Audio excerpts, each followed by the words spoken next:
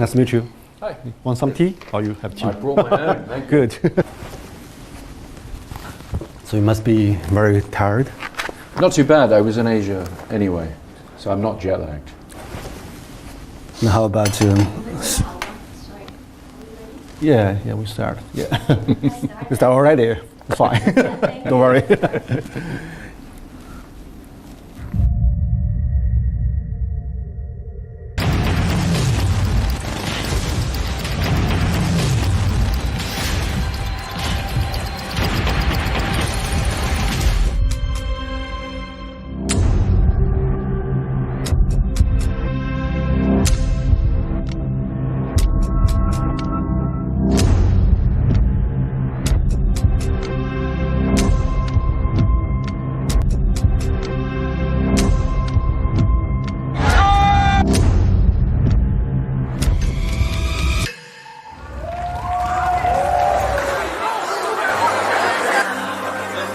战争片的一个新鲜体验，不是一个传统意义上的战争片。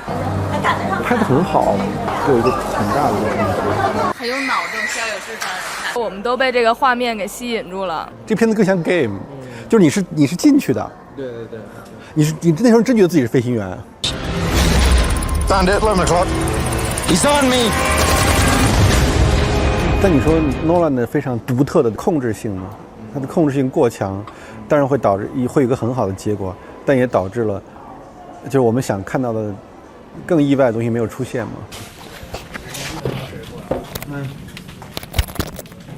你是特别挺诺兰的是吧？肯定打3分吧。那你比如你们分析，就是他成为一个就是那种所谓的上神坛那样的啊，后面那个整个的社会心理原因是什么呢？他的2大方法，一个就是他的叙事，在技术方面他很成功；第二个方法就是哲学，比如说在这个黑暗骑士，就是在2艘船上，一帮是正常的市民，一个是囚犯，让他们互相拿着这个遥控器可以引爆对方的船只。他其实就是把这样一个哲学史上很著名的电车难题拉过来，在讲思想，在讲观念，给你植入一个概念，这样的话给观众的体验是焕然一新的。就很多导演他拍的那种想表达哲学的电影，非常小众、晦涩、深奥，看着就容易睡着的那种。但是诺兰，我从来没有感受过电影原来有这样的功能。可能在这方面，我觉得诺兰的电影是让人感觉到非常值得去推崇的。那你这么挺他？对，我不同意，我当然不同意。你说，蝙蝠侠为什么跟别的那个片子不太一样，对吧？是对自我的怀疑，这就是他贯穿的一个状况。但这个东西其实特别泛。奥德赛不也是这样吗？奥德赛也在怀疑自己该不该回家，该不该这样。那哈姆雷特也怀疑自己。所有的一个家庭剧里面都会有的这样。我经常爱拿我的前半生来举例子，把一个角色和那个朗拿多·迪卡普里奥一样，重塑自我，重新找到自我的故事，没什么区别。我经常讲电影，它应该分为4，仅仅从视听语言来讲的话，有点小突破，但正好又不超越我们的审美的这个台阶吧，所以说这是有气势。第二种电影是有性格，像黑泽明电影或者山帕金帕的电影，还有一种电影是有生命感的电影，最高级的电影它是有命运的电影。其实诺兰应该来讲呢是最低的那一种，他有给你的小思索，给你的小视觉，给你的什么都给你一点点，大家看到了，正好的。比我的审美高那么一点点，也不高不那么多。其实蛮符合这个全球化的审美。对。And both in your movies, people are always very ambiguous about his own identity, the fictional world and the true world. Why this kind of things attract you so much? I mean, it's become your major subject to. It's from a kind of philosophical thinking of. My favorite types of films have always somehow related to the thriller genre. I like that form of storytelling, and because the camera pretends to be objective, yes, but it's not. You know, it's very subjective, particularly if you choose to use it in that way. And so, the great masters of suspense like Hitchcock and Clouseau, they understood how to manipulate, how to align an audience's perceptions with one character or another, with their sympathies going to one character or another. And I think that stories in which you can't take identity for granted, even the identity of the narrator, who's the good guy, who's the bad guy, you know, it's a fun thing to play with. in the past you always imagine the future or imagine the maybe not very concrete things, concrete situation, but now you're facing the very concrete historical place and event. So I mean, the two imagination are very different for you or similar? I mean, imagine the future. I found it creatively. I found it invigorating because the key difference is that the world of the film, which is something you're normally, the world of the film is something in which, as a writer, I'm normally engaged in constructing from the ground up, particularly in a film like Inception, for example, or Interstellar. You know, the script has to create the entire world of the film and the terms of it. That part of it was already done for me in Dunkirk. That exists, it's real. And so all I had to do was research it and read about it. And so my creative process was then different. I didn't have to build that, I had to explore it. Quite honestly, the feeling of presumptuousness about making a war film as somebody who's never been to war and would, I mean, it's my worst nightmare to imagine having to fight a war. I had the privilege, and my grandfather was in the Air Force and he died in World War II, and I took my children to go and visit his grave. He's buried in France, and when you look at the gravestones of the people who actually died in this and you think, okay, we're going to make an entertainment, we're going to make a, you know, a cinematic telling of war, that's very daunting, and it's difficult to know how to go about that. And for me, the solution was to not look at Dunkirk as a war film, to look at it as a survival story. And that I felt confident of. I felt confident of being able to tell a suspenseful story about survival. Could or should director be kind of philosopher? I mean, maybe your industry produce your own Michel Foucault, produce your own Nietzsche. Do you kind of see the parallel between them? Well, I think for me, that would be too much of a, it would be too self-conscious to look at filmmaking that way. One of the pleasures of talking about the film... But you are very self-conscious. Well, not at different stages. So you become very self-conscious when you're talking about the film you've made because you're being asked, you know. For me, I like to really stay focused on the story and the themes of the film. I like to try and do that instinctively rather than self-consciously. And I sort of trust that the way in which I know how to make a film technically, that if there are things that are interesting to me philosophically, that they'll sort of somehow they'll be there. So for example, with Dunkirk, we've tried to make a very intense film that, and that was really the ambition. And so the film's attitude to war, therefore, for me, had to be not self-conscious.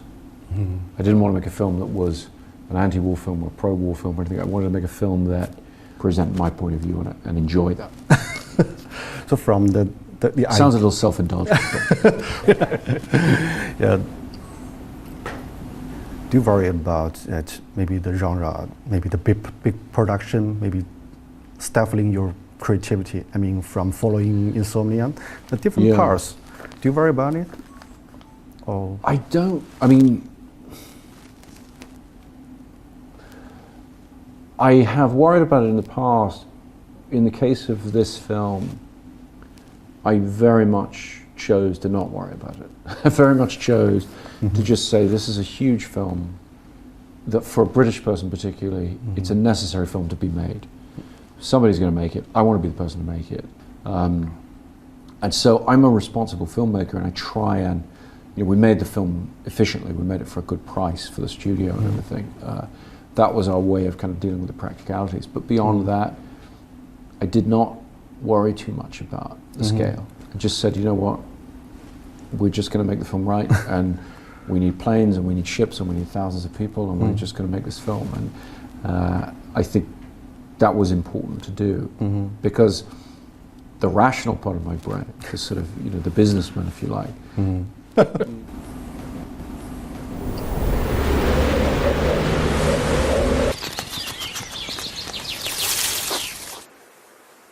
你个人会更欣喜的看到更多的刺猬的出现，还是狐狸的出现？我希望他们都会越来越多吧，就是做刺猬越来越难了，变得在这个时代非常难了，就是再也没有一个单一命题可以让你执着下去了。就如果说徐老师这个外表狐狸内心刺猬的话哈，实际上除了虚荣心之外的弱点，还有一点就是他有点贪婪，就是那么多优秀的样本他都想成为，他既想成为本雅明对吧，也想成为梁启超。对，所以我是个非常不成熟的人格。现在好一点了，现在我觉得反正现在我意识到自己的能力有限了，我非常局限性，我只能成为我自己了。我现在开始接受这点了。以前我想成为各种人，现在当然是他自己在不断的这个接收、抛弃，对吧？这个在升华的过程，你中间会希望有一天你终于不提这些人吗？为什么要不提呀？就是他们就是我的一部分，为什么要不提呢？难道每个人不是被上一代人滋养吗？被死去的人滋养才变成现在？就是六经注我嘛，就是那是一个多么瞎扯淡的事儿。康有为那样的人，他就是受到廖平的影响，廖平受到王凯运的影响，每个人都有一套思想脉络，怎么可能假装自己是蹦出来的人呢？而且太阳底下无新鲜事，能说出多少崭新的东西呢？必须活在这些大师的阴影里。我们必须承认这种阴影，在阴影中创造一点，或者假装创造一些可以超出阴影范围的东西。就像诺兰也在他的传统里面，没有那个 Kubrick， 没有这些 Ridley Scott 这些人，没有诺兰。我觉得我们做这个节目，包括做诺兰也好，我觉得我们都是在寻找某种历史意识。这些人他不是突然发生的，可能我不喜欢这个时代的就是很多东西，原因就是大家误以为很多东西是崭新的。就是我可能希望自己是一个给一个时代提供某种就反作用力的人，或者说相反声音的人。对。What's the most flawed part of yourself? I don't want to go there. I drink too much tea.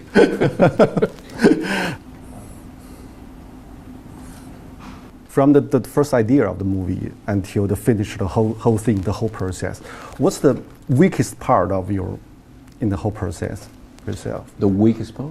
Weakest, yeah. Gosh. That's a difficult thing to answer because the way the job of director works is what I like about it is you're not responsible for any one thing. And so your responsibilities are spread, you get to dabble.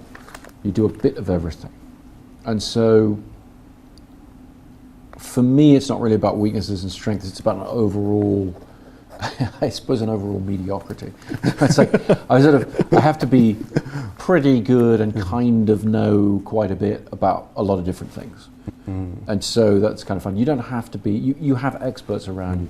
I have a fantastic director of photography. I have a fantastic designer. I have a fantastic editor and everything. And so I'm really just there to sort of, try and give them focus and try and inspire them to do their best work. And I think that's one of the reasons I really like the job of director. And so I'm not the member of the team who has to have a specific strength, a specific weakness. I sort of need to be pretty good at a bunch of different things and kind of just keep it. Must be Fox. Is there some kind of limitation you hated, you want to overcome it?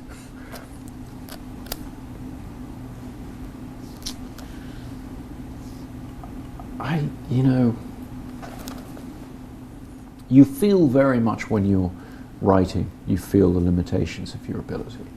Writing, I think, more than any other aspect of filmmaking, is the one where you have a notion, you have an idea underlying, and then you're confronted with the absolute difficulty of executing that. It's very, very tough.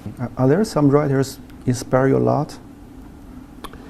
I'm always drawn to, the writer I always point to is Borges, the Argentinian writer. Borges, stories. My favorite. Oh, really? Yeah. Also about kind of inception. Very much. Yeah.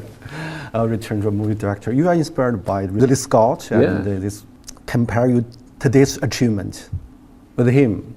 So how do you think about your innovation with him? How am I doing relative to that guy? I mean, geez, not for me to say. I think that interestingly, the thing about Ridley Scott for me that captured my imagination as a teenager and has always stuck with me is his incredible ability to create worlds, his fascination with the visual side of filmmaking and ability to do that. And so when I started making my films, I think I pushed in a very different direction. And so my films have been more about narrative, I think, more about writing in a way. And it's almost that thing of the people you admire so much, you sort of need to do something different in a different way. Yeah, and today's you are viewed as the representative for today's Hollywood. And how do you think about the tradition of Hollywood? I mean, from the John Ford, from the Coppola until James Cameron, until you. I mean, you're part of tradition, or how do you define the tradition? And do you contribute something different in the tradition? Well, I think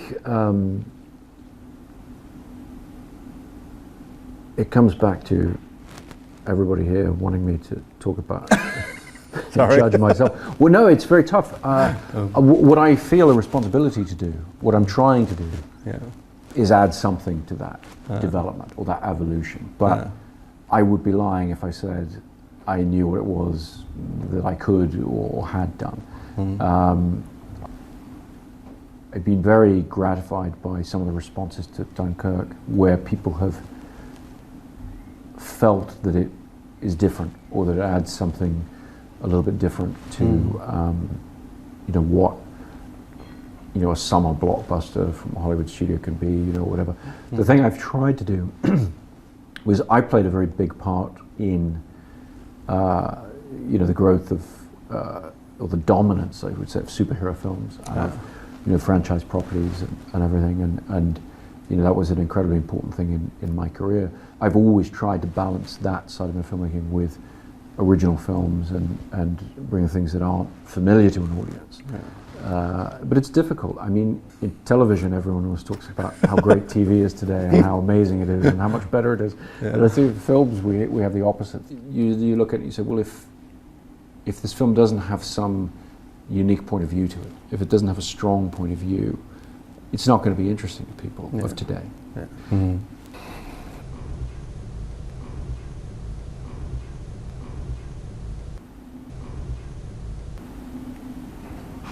Could you imagine if you were in Dunkirk, what kind of role you will be played? You will be desperate, or you will be hopeful, or brave, or cowed? I think what the film tries to say very strongly is we cannot know until we are faced with the situation. We like to think that we would behave in a noble way. I wanted to be more real than that. Human beings, we're very flawed creatures. Okay, thank you so much. Thank you. Running out. Thank you. Yeah, next time we can talk about boys. Yeah, exactly. Yeah. Are you well known in China? Yeah, quite popular among writers and thinkers. Yeah. But good trip. Thank you very much. Nice. Take care.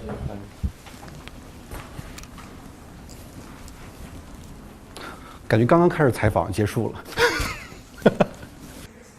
他是个超级自我分析的人，还说我们问他自我分析，他自己就是自我分析的人。他是啊。自我分析可以养成吗？当然了，这英国训练最重要的就是自我分析啊。了解之后，你对他的评价比之前会高一点呢，还是说是接受存在即是合理的事实？你比我就稍微更理解一点，他们在他们做出判断的时候没那么粗暴了。每个人每个行业里面都有他内在的脉络，我们很多外面的人看不到他内在的脉络是什么，所以这过程中帮我更理解了一些内在的脉络，其实也是帮我更理解这个社会的构成嘛。看你一直在做技术，是现诺兰的。他不是思想家呀，你不要就是我们不能把诺兰当成一个思想家来看待，因为这个时代可能不产生那样的人，就时代的创造力是变化的，有的时代是通过一种连续性，刚才我们说了那个 hedgehog 那个刺猬是一种 consistent， 这种连续性、一贯性，然后一种甚至一种强大的单一性带来一种力量。这个时代创造力可能是通过这种不连续性、不断的更新性、不断的那种就探求不同的这种领域、不同的角色扮演性来完成创造力的。所以创造的这个模式不一样。他的访谈最直接的感受。我想是不是我们对更具体的知识的无知和不了解和缺乏兴趣，使我们产生了对单一解释的一种巨大的迷恋。这背后是我们非常深沉、非常强烈的知识上的懒惰。就像我们想老追求那个刺猬一样，这是我们思维的某种特性吧。我不能说完全是缺陷，是某种特性。我们老认为存在着某种单一本质可以解释很多东西，然后我们也希望某一个人成为那种单一本质的代表。这是我们思维上的困境，这是我们非常不狐狸式的思维的困境。我觉得我们社会很多人，包括我自己，可能我们都是非常失败的思维，我们被这种单一性所控制。